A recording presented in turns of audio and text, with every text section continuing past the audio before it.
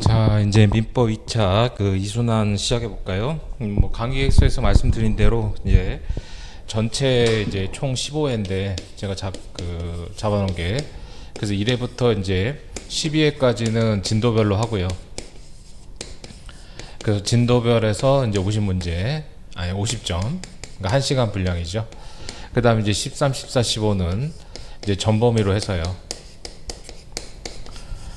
그래서 전범위로 해가지고 이제 우리 민법 100점이니까 2시간 이렇게 이제 진행을 하면은 뭐 충분할 것 같고요. 그래서 그동안에 이제 순환별로 뭐 예비 순환했고, 그 다음에 이제 뭐 사례집으로 이제 뭐 사례 문제풀이도 하셨고, 그 중에서 이제 제가 뭐 출제한 문제도 있었고, 그 다음에 이제 중복되지 않는 문제들 중에서 이제 그 최신 판례까지, 그러니까 최근에 이제 문제 출제 경향들을 보면 전체적으로 보면 뭐 약간의 디테일한 부분으로 들어가 보면 조금 차이는 있지만, 그 전체적으로 보면 모든 시험이 다 그렇죠. 사실 사례라는 것은 이제 기본 사례, 이제 기본 쟁점을 묻는 이제 사례가 있고, 그다음 뭐가 있어요? 최신 판례를 묻는 사례가 있죠. 최신 판례. 그러니까 최신 판례는 이제 판례 결론을 모르면은 답을 맞추기 어려운 그런 부분들이 있잖아요. 그런 것들은 뭐 다 볼 수는 없고, 우리가 1차 시험 보는 거 아니니까. 그런 것들은 이제 문제 보시면 아시겠지만 중요한 판례들 위주로 해가지고 제가 문제로 만든 것들도 있고, 뭐 다른 시험에서 출제된 것들을 이제 우리 시험에 맞게, 출제 유형에 맞게 이제 변형한 문제들도 있어서, 제가 볼 때는 이제 기존에 봤던 이제 사례집하고 제가 드리는 문제만 보더라도 충분하고요. 그러니까 문제를 우리가 뭐 객관식 풀 때도 마찬가지지만 문제를 뭐 많이 풀어야 되는 건 아니잖아요. 그러니까 어차피 어떠한 문제들이라도 출제자들은 그걸 빼고 출제할 수도 있기 때문에, 문제를 많이 풀어가지고 뭐 2차 시험에 대비하겠다, 그건 좋은 전략은 아니고요. 그러니까 항상 기본 쟁점들을 정확하게 숙지를 하고, 문제는 말 그대로 연습 문제인데, 그럼 이제 진도별하고 전범위로 해서 요번 순환에서 할 문제가, 뭐 문제 보시면 아시겠지만 회차별로 좀 다르지만 한 4-5 쟁점들이 포함되고 있어요. 그럼 여기 이제 요번 총 이제 이 순환에서 15회까지 하는 문제의 쟁점도 굉장히 많거든요. 물론 그동안에 이제 제가 순환별로 민법 같은 경우는 뭐 순환별로 출제했던 문제하고 중복되지 않는 문제들 위주로 선별을 했기 때문에, 그리고 기존에 뭐 출제됐던 법무사 시험에 출제됐어도 다시 출제될 수 있는 쟁점들이 있잖아요. 이제 그런 것까지 최근 판례까지 다 모아 정리했기 때문에 뭐 요 정도 문제만 정리하시면은 뭐 충분하고, 그걸 벗어나는 것은 여러분들이 이제 소위 말하는 기본기로 이제 해결을 해야죠. 그러니까 특정 판례를, 뭐 특정 문제를 봐가지고 그 문제가 뭐 똑같이 적중했다, 물론 그런 것들도 충분히 있을 수 있겠지만 그거는 어느 정도 한계가 있기 때문에, 뭐 이해가 안 된 상태에서는 바로 이제 뭐 임대차에서 시험 문제가 난다라고 해도 임대차가 정확하게 정리가 안 되면 이제 합격할 수 있는 수준의 답안을 쓸 수가 없잖아요. 그러니까 우리 시험은 뭐 130명 정도밖에 안 뽑기 때문에 이제 대충 알아가지고는 정확하게 합격할 수 있는 답안을 쓰기 어렵죠. 그래서 정확한 이해도를, 아직까지 뭐 시간이 이렇게 부족한 건 아니니까 계속 이제 기본서들을 돌리면서, 그러니까 문제는 뭐 제 강의 들으시는 분들은 제가 순환별로 드렸던 문제만 하고, 그다음 뭐 어차피 1순환 때 또 사례집 두꺼운 걸 봤잖아요. 그러니까 거기 있는 사례들 정도면 충분하고, 그래서 그런 부분들이지 뭐 특정 쟁점들을 봐가지고 이제 똑같은 문제를 봤다, 뭐 그렇게 하는 건 그건 운이기 때문에 그렇게 이제 2차 시험을 대비할 수는 없고요. 민법뿐만 아니라. 그래서 뭐 문제는 이 정도면 충분하니까 요 문제를 반복적으로 보시면서 이제 답안, 그다음에 이제 2차 시험은 어차피 주관식 시험이기 때문에 판례 키워드를 정확하게 현출할 수 있어야 돼요. 그래서 제가 실전 답안 한 장짜리 드렸는데, 그 일부러 이제 실전 답안, 물론 이제 회차별로 뭐 양이 많은 것들은 좀 뭐 총 한 장이 넘어가는, 앞뒤로 해서 했을 때요. 그러니까 한 장이 넘어가는 경우도 있지만, 그걸 이제 예시 답안으로 하셔가지고 계속 반복적으로 보시는 게 좋을 것 같으니까, 그런 식으로 하면 뭐 충분하고요. 그러니까 문제를 자꾸 이제 갈수록 많이 풀어서 뭐 시중에 있는 뭐 이 소위 말해서 강사들별로 뭐 문제를 막 모으시고 하시던데, 그런 것들은 바람직하지 않아요. 그래서 이제 어차피 뭐 중요한 쟁점도 다 반복이 되고 하니까 오히려 본인이 잡으셨던 기본서를 충실하게 보시는 게 시험 문제에서, 저도 뭐 수험생 때 그랬지만 그게 이제 가장 효율적인 마무리 대책 방법이 아닐까, 이런 생각이 드는데요.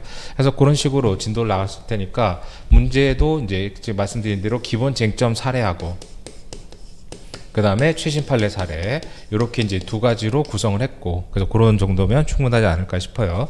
그래서 이제 그 이제 내용들을 설명을 간단히 드릴 텐데, 뭐 시간도 얼마 안 남았고 했으니까, 그리고 또 뭐 문제는 여러분들이 이제 푸셨다는 전제하에 보는 거야. 문제를 안 풀고 뭐 해설만 들으시는 거는, 우리가 뭐 항상 중고등학교 때 그런 얘기 하잖아요. 수학을 눈으로 풀면 안 된다고. 그거랑 똑같은 거예요. 그냥 문제를 본인이 스스로 고민해 보시면서 자꾸 답안지를 써봐야지. 다른 과목도 마찬가지죠. 그냥 뭐 해설지 읽어보고 강평 들으면 그걸 이해를 못하는 사람은 없단 말이죠. 그러니까 그건 중고등학교 때 수학 문제 눈으로 푸는 거하고 똑같은 거예요. 자기가 직접 계산해서 더하기 빼기를 해봐서 틀리기도 하고 뭐 이렇게 가야 되는 거기 때문에, 반드시 주관 시험은, 뭐 객관식은 문제를 많이 안 풀어도 뭐 크게 상관없다고 저는 생각하지만, 주관식은 반드시 자기 손으로 고생하면서 써봐야 돼요. 그래서 그래야지만 시간 안 배도 되는 거지, 그냥 문제 출력하셔가지고 뭐 문제 대충 보고 해설 읽어보고 강평 듣고 이렇게 해가지고는 정확하게 합격할 수 있는 답안을 쓰기가 어렵기 때문에, 반드시 스스로 목차를 좀 잡아보시고 암기하고 그런 식으로 가고요. 그래서 이제 문제는 풀어보셨다는 전제하에, 이제 문제까지 다시 정리하고 이러면 시간이 오래 걸리니까 중요한 쟁점들 위주로 간단하게 이제 정리하는 방식으로 강의를 진행하겠습니다. 자, 그래서 1회차 해설제를 보시면, 그래서 1회차 1문은 이제 그 법률행위 해석에서 자연적, 규범적, 보충적 해석 세 가지가 있잖아요. 그래서 법률행위 해석은 이제 자연적 해석하고, 그 다음에 규범적 해석하고, 이제 보충적 해석, 이렇게 세 가지로 나눠지죠. 보충적 해석. 그래서 특히 이제 보충적 해석과 관련해서 이제 최근에 이제 그 각주 1번에요. 이제 이 판례가 리딩 판례죠. 물론 이제 그 해설지 2페이지에 보면 그 관련 판례라고 해가지고 93년도 판례, 이 판례도 이제 있었다가 최근에 같은 취지의 판례가 나오면서 사실관계가 좀 추가가 됐잖아요. 그러니까 이런 것들은 사실관계 그대로 나올 수 있어서 그 사실관계를 제가 그대로 문제에다 반영을 시켜 놓은 거예요. 그래서 이제 그 판례 원문의 판례의 원래 사실관계를 정확하게 알아두셔야 출제자들이 이걸 변형할 때, 이 판례가 변형된 거구나, 그걸 정확하게 알 수 있죠. 그래서 각주 1번 판례를 보시면, 계약을 해석할 때는 형식적 문구에만 얽매서는 안 되고 진정한 의사가 무엇인지를 탐구해야 된다. 그 진정한 의사가 뭐예요? 이 자연적 해석이죠. 그래서 당사자의 진정한 의사, 이게 이제 자연적 해석이 되는 거고, 그래서 계약 내용이 명확하지 않을 때 계약서의 문헌에 동감 써두시고, 그러니까 주관식 시험에서는 문장을 다 그대로 옮길 수 없기 때문에 키워드를 이제 그 답안지에 현출하셔야죠. 채점자들도 마찬가지죠. 채점자들도 뭐 줄대로 쭉쭉 읽을 수가 없단 말이죠. 시험 그 많은 양을. 그러니까 대각선으로 쭉쭉 읽기 때문에 키워드가 반드시 들어가야 돼요. 그래서 문헌이 계약 해석의 출발점이지만 문헌과 다른 내용으로 의사가 합치에 동감 쳐두시고, 그래서 의사 합치는 뭐예요? 자연적 해석. 당사 진정 의사가 합치게 되면 진정한 의사대로 가는 거잖아요. 성립한 것을 해석한다. 그래서 밑줄 친 부분에 쌍방이 모두 동일한 물건, 이게 기존의 93년도 판례 사안이었죠. 동일한 물건을 목적물로 삼았는데 계약서에는 착오로 다른 물건을 기재했을 때 계약서에 기재된 물건이 아니라 쌍방 의사 합치가 있는 물건에서 성립한 것으로 보여야 되는데, 거기까지 끊으시고, 이게 93년도 판례였단 말이죠.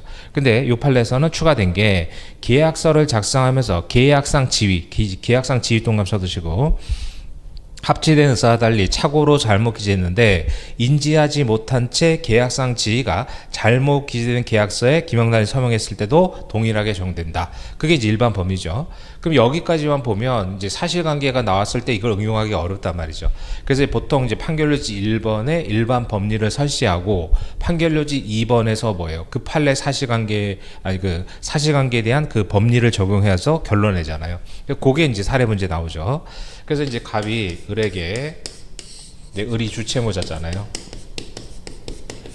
그래서 주체모자고, 그 다음에 병이 이제 연대보증을 서주고, 그래서 병이 연대보증일이죠. 그 다음에 정이 이제 근질권 설정자, 그래서 근질권 설정자 이렇게 돼 있죠. 근데 이제 기간을 연장해 주면서 뭐예요? 계약서를 다시 작성하는 과정에서 병과 정의 지위를 바꿔서 잘못 기재했잖아요. 근데 당사자들이 그걸 모르고 그냥 도장을 찍어줬을 때 이 당사자 지위가 변동이 되느냐? 아니다. 자연적 해석에 따라서 이건 뭐예요? 결국 이제 오표시 무해의 원칙이 적용된다, 이런 얘기죠. 그래서 아까 보셨다시피 자연적, 규범적, 보충적 해석의 그 세 가지 해석 방법 중에서 자연적 해석의 문제, 제가 아까 보충적이라고 잘못 얘기한 것 같은데 자연적 해석의 문제인 거죠. 이거는 자, 그래서 판결지 2번에 보면 갑이 을회사로부터 인수하기로 하고 을회사가 갑에게 부담하는 채무를 담보하기 위해서 병은 연대보증, 정은 근질권 설정해 줬는데 기한 유예를 요청하니까 변제 기한을 유예하고 이율 변경 합의를 하면서 병등 이제 지위를 잘못 기재한 거잖아요. 그래서 2페이지 가셔가지고 병을 근질권 설정자로 정을 연대보증으로 기명날. 그래서 이제 요 지위를 바꿔서 잘못 기재한 거죠. 그래서 이제 합의서의 기명날이란 당사자들은 원래의 연대보증인 원래의 근질권 설정자 지위를 유지하는 의사로 기명날은 한 것이고 그대로 유지하면서 변제 기한과 이율만 변경한 것으로 유효하게 성립해왔다. 그래서 이제 계약의 성립은 그대로 병의 연대보증인 정은 근질권 설정자로서 그대로 되어 있다. 그러니까 소위 말해서 오표시 무예 원칙, 그 자연적 해석의 문제죠. 그래서 이제 자연적 해석에 따라서 원래 있었던 판례가 그 관련 판례 이제 목적물에 이제 표시하고 그 대상을 잘못 기재한 그 93년도 판례가 원래 있었던 판례잖아요. 그래서 그게 이제 자연적 해석의 가장 대표적인 오표시 무예 원칙의 판례였고, 그럼 나온 김에 규범적 해석은 뭐예요? 당사자 확정해서 이제 상대방이 합리적 인간이라면 이런 경우들이 규범적 해석의 문제고, 그다음 보충적 해석은 주로 이제 문제되는 게 쌍방에 공통하는 동기의 착오 이럴 때 보충적 해석으로 가잖아요. 그래서 그런 것들이 법률행위 해석에서 민총에서 문제가 되는 것이고, 그래서 이 판례는 오표시 무예 원칙, 즉 자연적 해석의 가장 대표적인 사례다. 그렇게 보시면 되겠고, 그래서 규범적 해석은 키워드가 상대방이 합리적 사람이라면 또는 합리적 인간이라면 이렇게 되는 거고, 보충적 해석은 이제 좀 전에 말씀드렸던 쌍방에 공통하는 동기의 착오, 그런 부분들이 사례로 다 중요한 부분들이잖아요. 그런 부분으로서 이제 1회차 1무는 이제 자연적 해석의 문제로서 연대보증인의 지위와 근질권 설정자 지위를 잘못 기재했더라도 기존의 병이 연대보증이고 기존의 정이 그대로 근질권 설정자가 된다. 이렇게 알아두시면 되는 부분이죠. 그래서 이 문제 통해 가지고 이 문제만 보실 게 아니라 각조 1번에 그 18년도 판례가 중요하지만 이걸 통해서 이제 복습하실 때 여러분들 보시는 기본서에서 법률행위 해석을 전체적으로 한번 이제 정리를 해보시는 거죠. 이제 그런 식으로 보충을 하시는 거예요. 지금 이제 시간이 없기 때문에 1페이지 신의칙부터 마지막에 유리분까지 꼼꼼하게 기본서 읽을 시간은 안 되잖아요. 그러니까 그렇게 나올 때마다 보충하시면서 정리해보는 방식으로 가서 이 문제를 통해서 법률행위 해석의 문제로 좀 정리해보시고, 그 다음에 이제 1회차 2문으로 가면 이제 비법인 사단이 중요하죠. 그래서 이제 비법인 사단의 문제에서는 이제 두 가지로 봐야죠. 이제 관리처분 행위냐. 그래서 관리처분 행위냐, 단순한 채무부담 행위냐. 그래서 이게 가장 핵심적인 사안이잖아요. 그러니까 이제 하는 방법이 다르죠. 그래서 관리처분 행위면 어떻게 돼요? 일단 정관기타 규약을 따라야죠. 그래서 정관기타 규약이 있으면 정관기타 규약을 따라야 되고, 없으면 어떻게 돼요? 사원총회 결의를 거쳐야죠. 그래서 사원총회 결의가 필요하고, 따라서 사원총회 결의, 즉 정관기타 규약도 없는데 사원총회 결의를 하지 않았다. 이럴 때 뭐예요? 무효가 되죠. 무효. 그래서 무효가 되고, 그 다음 판례가 표현 대리도 성립하지 아니한다. 이렇게 보는 거죠. 요런 구조로 가고, 그 다음에 채무부담 행위일 때는 어떻게 돼요? 채무부담 행위일 때는 이제 정관을 위반했더라도, 그래서 정관을 위반했다고 하더라도 바로 이제 무효가 되는 것은 아니다. 채무부담 행위에 불과하니까. 다만 정관을 위반했다는 건 뭐예요? 대표권의 내부적 제한이죠. 그래서 이것은 대표권의 내부적 제한을 위반한 거니까, 그래서 대표권 제한을 위반한 거죠. 그럼 대표권 제한을 위반했을 때 법인은 60조로 가잖아요. 근데 이제 비법인은 등기부가 없으니까 60조가 아니죠. 따라서 이때는 상대방이 이런 대표권 제한을 알았거나 알 수 있었을 때 법률행위가 무효가 된다. 이렇게 되는 거고. 그럼 이렇게 이제 무효가 됐을 때는 다 표현 대리로 가는 게 아니라 이때는 법정 채권 관계인, 그 다음에는 불법 행위나, 물론 이제 불법 선배, 그 다음에 부당이득, 불법 선배나 부당이득 반환 청구의 문제로 가죠. 이렇게. 요게 이제 비법인 사단의 가장 리딩 쟁점인 거고, 이거는 이거는 나왔다고 하더라도, 예를 들어서 작년에 나왔다고 해도 올해 다시 나올 수 있는 이런 것들이 이제 기본기 사례가 되죠. 그래서 그 1번 문제 같은 경우는 아까 말씀드렸던 이제 최신 판례, 물론 18년도 판례에서 좀 됐지만 최신 판례 사안인 거고, 판례 사안을 모르면 맞추기 어려운 거고, 그 다음에 2문 같은 경우는 이건 비법인 사단의 일반 법리잖아요.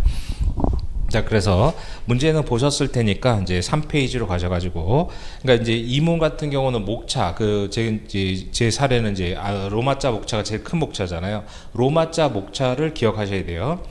자, 그래서 해설지 3페이지 가서 보시면 로마자 1번에 A종 중의 법적 성질 및 법적 규율의 방법. 그러니까 비법인 사단인 이런 말이 나오지 않는 한 종중은 당연히 비법인 사단이잖아요. 그래도 A종중이 비법인 사단인지 이걸 꼭 먼저 검토해야죠.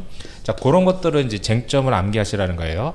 그래서 단체가 나오면 단체의 법적 성질을 시험 문제에 주어지지 않는 한 단체의 법적 성질을 검토해야죠. 그러니까 법인하고요. 민법에서는 그 다음에 이제 비법인 사단. 그래서 비법인 사단, 그 다음 뭐가 있어요? 조합. 이렇게 돼 있죠. 그래서 법인과 비법인 사단은 당연히 설립 등기를 기준하고 설립 등기가 성립 요건이잖아요. 그 다음 이제 비법인 사단과 조합은 단체성의 강약을 기준으로 하죠. 단체성이 강하면 비법인 사단이고 단체성이 약하면 조합 계약인 거고. 그래서 이제 사례 문제에서 뭐 민법상 법인이 민법상 비법인 사단인 민법상 조합인 이렇게 주어지면 얘네들을 검토할 필요가 없죠. 근데 그냥 뭐 이제 또 주로 이제 비법인 사단이나 조합이 나올 거 아니에요. 뭐 동업계약이 체결됐다 그러면 A 단체는 민법상 조합인지 여부, 그다음 이 사안처럼 뭐 종중이면 A 종중이 비법인 사단인지 여부라고 검토를 반드시 해야 돼요. 그래야지만 후속 쟁점에서 어떠한 법률 관계를 적용할 것인지가 결정이 되니까요. 그래서 로마자 1번에 A 종중의 법적 성질 및 법적 규율의 방법, 즉 로마자 이제 1번에 종중의 뭐 개념 쓰면 되잖아요. 그래서 뭐 등등 단체성이 인정되고, 그럼 이제 종중은 비법인 사단이니까 비법인 사단은 어떻게 돼요? 등기를 하는 것을 제외하고는 법인의 법률 관계가 유추정되죠. 그래서 2번에 가셔가지고 등기를 안 했을 뿐 법인의 실질을 갖고 있기 때문에 법인격을 전제로 하는 것을 제외하고는 다 유추정되죠. 그래서 이제 권리 능력, 그 다음 35조 불법행위 이런 것들 유추정되는 거고. 그래서 이제 비법인 사단이다 이걸 밝혀주고요. 그 다음에 로마자 2번에 가셔가지고 이제 그럼 이거로 대부분 가잖아요. 가기 전에 로마자 2번에 보증계약 체결이 A의 목적 범위 내인지, 그러니까 뭐 이제 단체 같은 경우는 그 단체의 목적 범위를 벗어나면은 자연히로 치면 죽은 사람이 하는 거와 똑같이 무효잖아요. 그래서 1번에 가셔서, 그러니까 요 이제 그 로마자 목차들을 기억하시라는 게 그 얘기죠. 정관상 권리 능력 제한. 그래서 비법인 사단도 정관으로 정한 목적 범위 안에서 권리 의무의 주체, 즉 34조가 유치형되잖아요. 자, 판례도요. 법인의 권리 능력은 즉 이 법리가 비법인 사단에도 유치형된다는 거죠. 설립 근거가 된 법률과 정관으로 제한되지만, 그러니까 이것만 보면 제한설 같지만 이건 뭐 1차 때부터 많이 봤지요.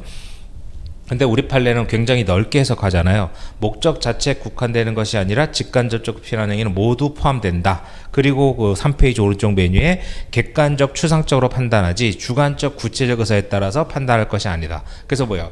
대표자가 횡령의 의도로 하더라도 객관적 추상적으로 판단해서 권리 능력 범위 안에는 다 포함이 된다. 뭐 이런 얘기가 되잖아요. 그래서 이제 권리 능력 범위 안에는 대부분 다 포섭을 시켜야 될 거고, 그럼 이제 권리 능력 안에는 들어갔는데, 그 다음에 로마자 3번에 가서 관리처분 행위냐 채무부담 행위냐 항상 이거로 가죠. 그래서 특히 그러니까 로마자 2번을 빼먹으면 안 돼요. 그래서 이제 정관상 목적 범위 내의 행위냐, 그래서 이제 권리 능력 제한이 34조 유추가 적용되는데 목적 범위 내에는 포함된다. 그럼 이제 관리처분 행위냐 채무부담 행위냐 이렇게 하는 거죠. 자, 그래서 그럼 이제 개념을 써야 되잖아요. 그래서 문제점에 가서 보시면 비법인 사단의 소유는 총유이고요. 총유물의 관리 처분은 276조에 따라 뭐예요? 사원총회 결의에 거쳐야죠. 따라서 사원총회 결의를 안 거쳤을 때는 뭐예요? 표현 대리도 성립하지 않는 무효가 된다. 이렇게 된 거고. 그러면 이제 관리처분행위의 개념을 써야 되잖아요. 그래서 2번에 밑줄친 그 각조 6번 붙어 있는 판례죠. 관리처분이란 이용 계량 행위나 이제 법률적 사회적 처분 행위를 말하죠. 이용 계량 행위가 관리 행위일 거고 법률적 사회적 처분 행위가 처분 행위겠죠. 따라서 단순한 채무 부담 행위는 관리 처분 행위가 아니다 거고. 따라서 이제 보증계약 체결은 이제 뭐 채무부담 행위의 대표적인 판례들이잖아요. 그래서 보증계약 체결, 설계용역 계약 체결 행위 이런 것들이 채무부담 행위죠. 그런 것들은 판례사는 아닌 거 잘 안 되니까 그걸 그대로 외워두시고. 그래서 이제 보증계약 체결은 단순한 채무부담 행위이기 때문에 정관을 위반했다고 즉시 무효가 되는 건 아니지만 대표권의 내부적 제한 위반이다. 그럼 이제 이때는 뭐예요? 60조가 적용되지 않기 때문에 상대방이 이러한 정관 위반 사실에 알았거나 알 수 있었을 때만 무효가 되죠. 자, 그래서 로마자 4번에 규약에서 정한 회의의 결의를 거치지 않은 대표 행위 효력 이렇게 가는 거죠.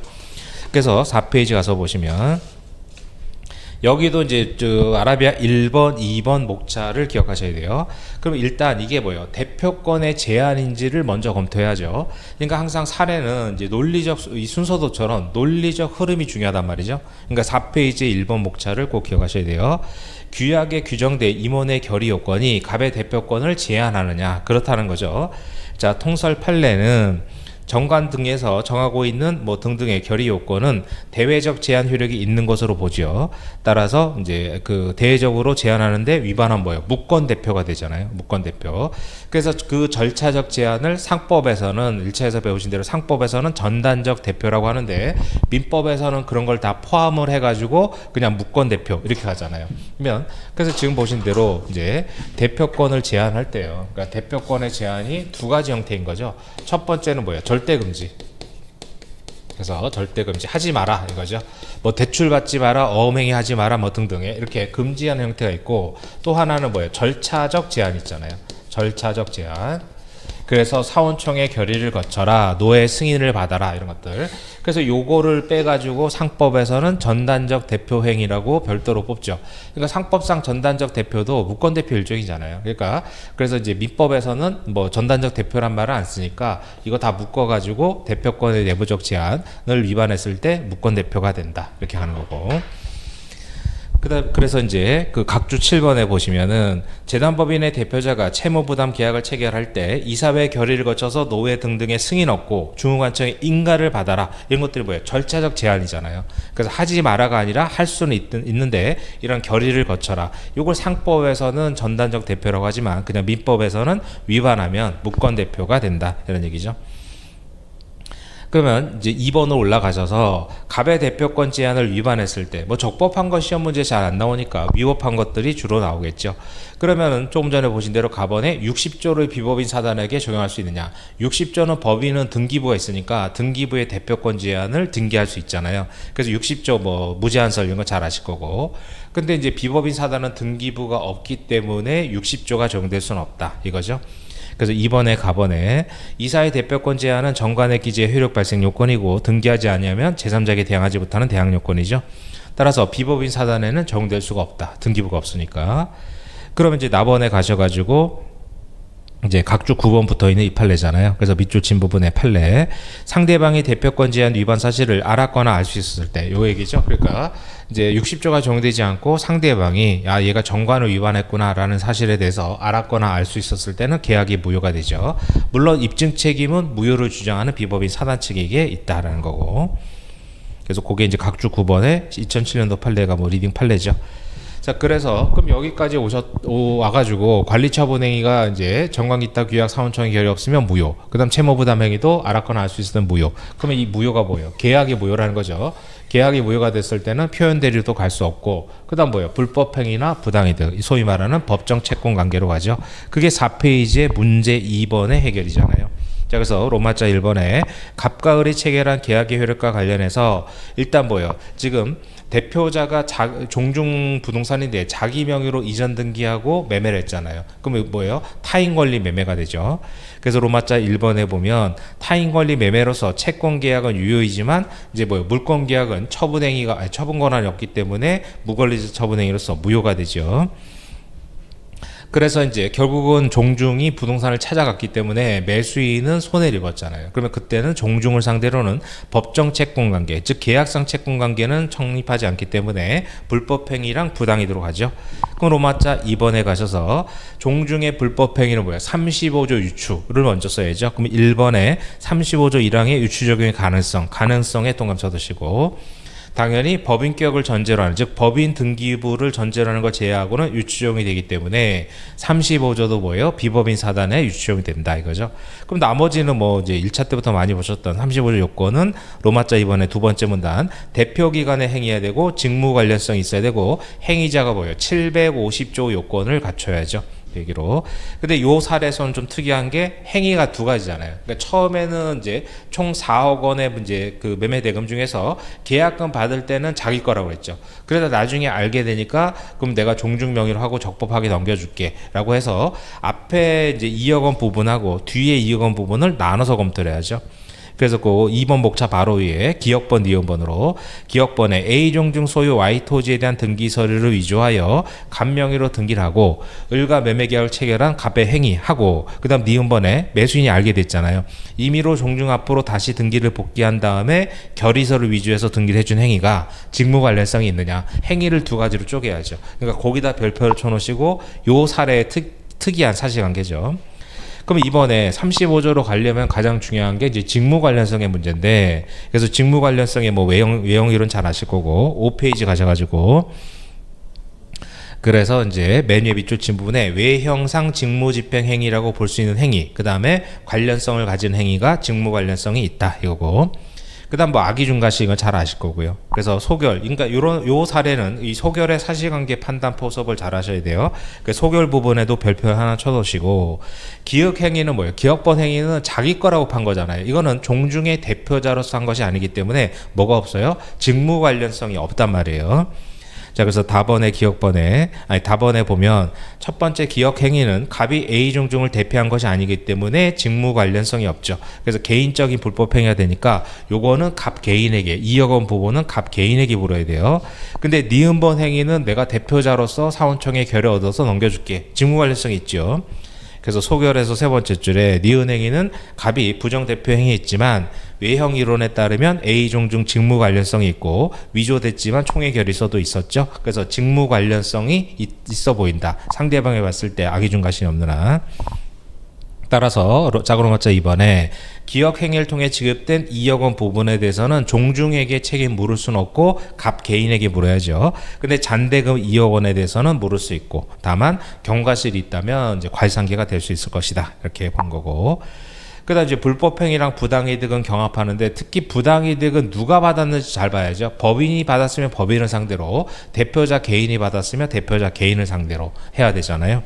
자, 그래서 로마자 3번에 보면 A 종중이 판결을 받아서 적법하게 토지를 찾아갔으니까 을에 대한 관계에 있어서 부당이득은 아니죠. 종중은 뭐 가져갔으니까, 판결을 통해서 가져갔으니까. 근데 갑이 받은 잔대금 2억 원은 종중 명의 통장으로 받았죠. 그러니까 계약금 중도금 명목으로 받은 2억 원은 갑이 개인적으로 받은 거기 때문에 그거는 이제 종중을 상대로 부당이득 반환 청구를 못 하고, 근데 잔대금은 종중 명의 통장으로 받았기 때문에 이제 부당이득이 되는 거고. 그럼 부당이득에서 항상 748조 2항으로 가야 될 텐데, 그래서 악의의 수익자로 가죠. 근데 그러면 이런 단체는 대표자가 악이면 법인이 악인 거죠. 단체가 악이잖아요. 그래서 5페이지 맨은 오른쪽 부분이 그 얘기죠. 단체 인식은 대표자나 대리인 인식을 기준으로 하기 때문에 대표자가 악이잖아요. 대표자가 스스로 이제 불법행위를 한 거니까. 그래서 이제 그 종중도 악의의 수익자가 된다. 그럼 748조에 따라 받은 이익, 이자, 손해배상까지 해준다. 이렇게 가는 거죠. 그래서 요 문제를 통해서, 요 문제는 그냥 그대로 문제 자체를 좀 많이 읽어두셔서 목차를 좀 암기해 두시라는 거예요.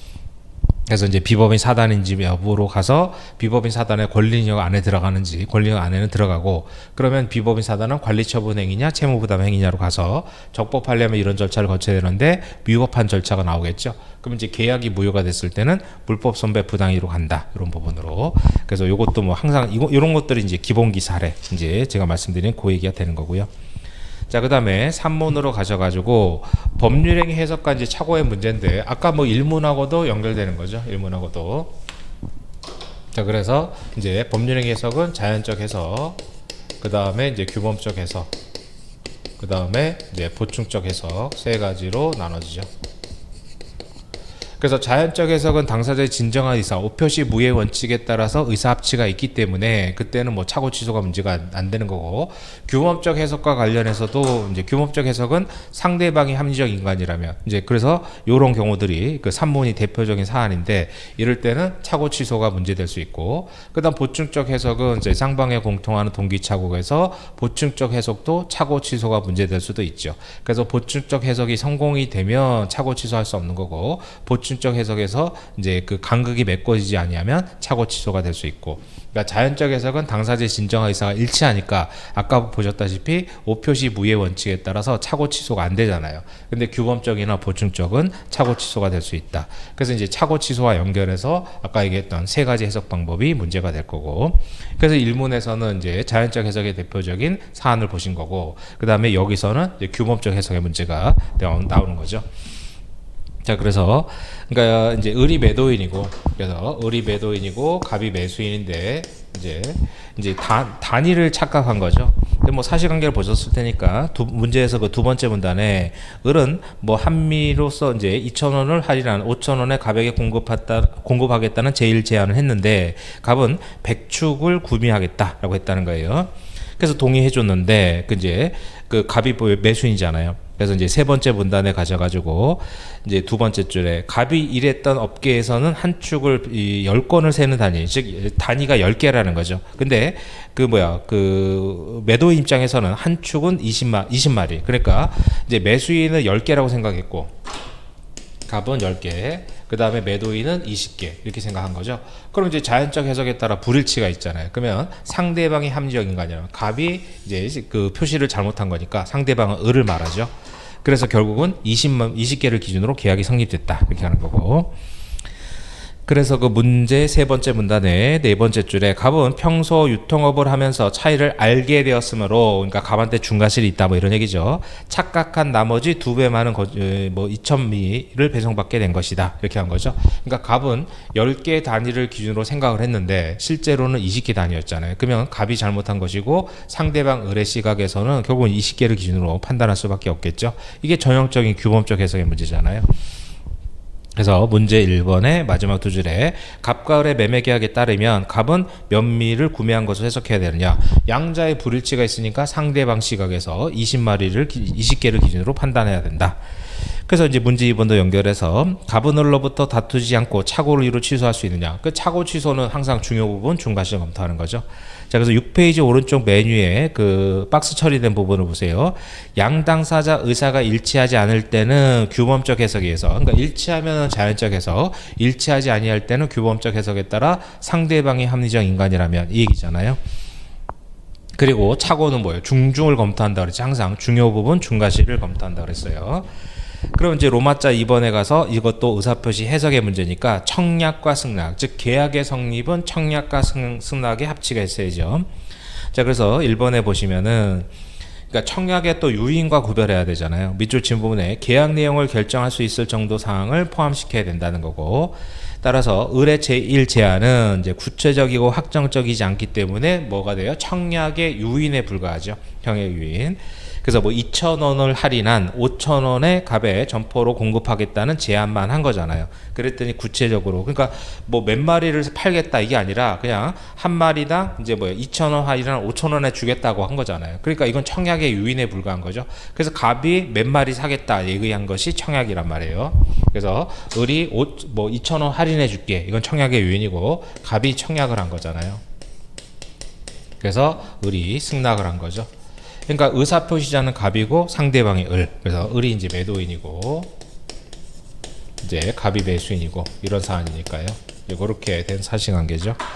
자, 그래서 이제 로마자 2번에 6페이지에 두 번째 문단에 을의 제1 제안은 구체적 확정적 의사표시가 없기 때문에 청약의 유인에 불과하다. 몇 마리 숫자가 안 나왔으니까. 그러나 갑의 제2 제안은 을의 승낙만 있으면 계약이 성립하는 구체적 확정적 의사표시이기 때문에 갑이 청약자가 되죠. 그 다음에 그 아래 문단에 공통적으로 명확하게 인식하고 있다면 그때는 자연적 해석, 오표시 무예 원칙이죠. 표시한 문헌과 다르더라도 공통적인 인식에 따라 해석해야 된다. 근데 상대방의 의사와 다를 때는 그때는 어떻게 돼요? 항상 키워드가 합리적 사람이라면, 합리적 인간이라면 이 단어가 꼭 들어가야죠. 그래서 규범적 해석을 한다 이거고, 그 다음에 7페이지 가셔가지고 두 번째 문단, 이게 사안포섭이잖아요. 갑이 청약을 하면서 축의 의미를 10개를 기준으로 했는데 을이 생각한 의미는 20개였잖아요. 그럼 어떻게 돼요? 양자의 자연적 해석에 따라 불일치가 있으니까 상대방이 합리적 인간이라면 당연히 20개로 판단을 했겠죠. 따라서 20개로 봐야 되고, 그러면 2번에 승낙의 해석과 의사의 합치는 20개로. 그래서 결국은 2,000마리를 구매한 것으로 해석이 돼야 된다. 그럼 뭐예요? 이제 갑의 입장에서는 이제 착오를 이유로. 그러면 갑은 지금 저기 10개를 단위로 했는데 2배가 이제 매수하게 된 거잖아요. 그러면 갑의 입장에서는 이미 성립된 계약 효력을 소멸시키고 싶을 거란 말이에요. 근데 여기 시험 문제에서는 착오를 이유로 취소할 수 있느냐라고 주어졌으니까 착오 취소로 바로 가면 되지만, 우리가 이제 시험 문제에서 특히 서류 작성도 마찬가지죠. 유효하게 성립된 계약에서 항상 문제를 보세요. 한 사람은 계약을 소멸시키려고 하고 한 사람은 뭐예요? 계약을 유지시키려고 하겠죠. 그러니까 분쟁이 생기는 거 아니에요. 그러니까 둘 다 의사가 소멸시키고 싶다. 그러면 당연히 뭐 분쟁이 안 생길 텐데, 한 사람은 소멸시키고 한 사람은 유지시키고 하려고 하니까 분쟁이 생기죠. 그럼 소멸시키는 사람은 뭐 3가지 중에 무효 취소 해제라고 그랬잖아요. 그래서 계약의 무효, 취소, 해제 등등을 주장을 해야 되는데, 여기서 이제 취소와 관련해서 이제 착오 취소를 이제 바로 대놓고 물었죠. 그래서 이제 뭐 여긴 착오 취소가 되느냐 물었으니까 바로 이제 착오 취소로 가면 되는데, 갑의 구제 방법관에서는 무효 사유, 취소 사유, 해제 사유, 항상 이거 찾는 연습을 하셔야 돼요. 그럼 취소와 관련해서 가장 좀 대표적으로 많이 나오는 게 착오 취소인데, 자 그럼 또 착오 취소는 목차가 어떻게 돼요? 자, 첫 번째 착오의 유형을 검토해야죠. 유형. 그래서 주로 많이 나오는 게 뭐예요? 표시상의 착오하고, 그래서 표시상의 착오하고 동기의 착오, 이게 자주 나오죠. 그 다음에 이제 착오의 요건, 착오 취소의 요건. 그래서 요건이 뭐예요? 중중이잖아요. 중요 부분, 중과실, 이거죠. 그러니까 항상 요 순서대로 검토를 한다. 그러니까 착오가 나오면 착오의 유형을 검토하고, 그 다음에 착오 요건, 착오 취소 요건 중에 중요 부분, 중과실을 검토한다. 그 얘기죠. 그래서 7페이지 가서 보시면 로마자 2번에 내용상 착오와 중과실행. 그래서 여기서 이제 목차를 묶어서 썼는데, 그럼 뭐 편하실 대로 쓰면 되죠. 자, 그래서 밑줄 친 부분에 이제 표의자가 그런 착오가 없었더라면 하지 않았을 것이라고 생각될 정도로 중요하고, 보통 이중기 순서를 이렇게 얘기하잖아요. 표의자뿐만 아니라 보통 일반인도 그 처지에 있었더라면 의사표시를 하지 않았을 정도로 중요한 것이어야 된다. 이런 얘기죠. 그래서 이제 그 7페이지 왼쪽 맨 밑에 표시 행위가 가지는 의미를 잘못 이해한 경우니까 이것은 뭐예요? 전형적인 내용상 착오가 되죠. 그래서 한 사람은 미국 달러를 얘기하고 한 사람은 홍콩 달러를 얘기하고 이런 식으로 했을 때 내용상의 착오가 되죠. 그 의미 파악을 잘못한 거잖아요. 그러니까 갑은 10마리를 기준한 거고 을은 20마리 기준한 거니까 내용상의 착오다라는 거고. 그래서 그 다음에 이제 그 오른쪽에 7페이지 오른쪽에 세 번째 문단에 수량과 비례하는 가격의 큰 차이 2배잖아요. 따라서 그러한 착오가 없었다라면 을이 이제 청약에 그대로 동의한 의사표시는 하지 않았으리라고 볼 수 있다. 그래서 내용상 착오고 중요 부분의 착오다 이거죠. 그 다음에 이제 갑이 취소하려면 중과실이 없어야 되는데, 이건 중과실이 있다고 포섭하는 게 맞겠죠. 그럼 중과실의 개념을 쓴 다음에 그 다음에 이제 8페이지 가져가지고 요런 게 이제 민법, 특히 실체법에서는 사안포섭이 중요하죠. 문제 해결 능력을 보는 거니까. 그래서 8페이지 메뉴에 갑은 유통업자로서 거래하면서 통용되는 한 축의 의미를 이미 알고 있었는데 순간 착각했잖아요. 이런 것들은 당연히 중과실이 있다 이렇게 보는 거죠. 그래서 중과실로 봐서 취소할 수 없다 이렇게 하는 거고, 물론 이건 사실관계 포섭의 문제니까 뭐 나름대로 논거를 대가지고 중과실이 없다라고 뭐 가더라도 크게 상관없을 텐데, 이 정도면 중과실이 있다고 봐야죠. 그러니까 단위 자체를 착각한 것이니까. 그런 문제로 좀 정리하시면 되겠고, 그래서 1회차 문제에서는 아까 1문하고 3문을 연결해서 법률행위 해석에서 자연적, 규범적, 보충적 해석에서 아까 보셨던 이제 문제 1문은 그 각주 1번에 있었던 오표시부의 자연적 해석의 대표적인 사안인 거고, 그 다음에 규범적 해석하고 이제 규범적 해석은 지금 보셨던 3문에서 상대방이 합리적 인간이라면 20마리 단위로 기준했겠죠. 그래서 계약은 20마리로 성립이 됐고, 그럼 갑은 착오 취소를 이유로 계약의 효과를 소멸시킬 수 있느냐? 중과실에서 안 된다 이거고. 그다음 보충적 해석은 뭐 상방에 공통하는 동기착오. 요거는 전순환에서 한번 시험 보셨죠? 그래서 이제 행위 기초론의 문제로서 그 보충적 해석에서는 쌍방에 공통하는 동기착오. 그래서 그런 부분들로 이것도 마찬가지로 동기착오 문제니까 착오 유형을 검토하고 중중 검토하고 이런 것들이 이제 민법 총칙 대리 앞부분까지 중요한 쟁점이 되겠지요. 그래서 1회차는 뭐 그런 것들 위주로 선별해서 좀 정리를 해서 반드시 정리하셔야 되는 문제라서 선별을 좀 해봤고요.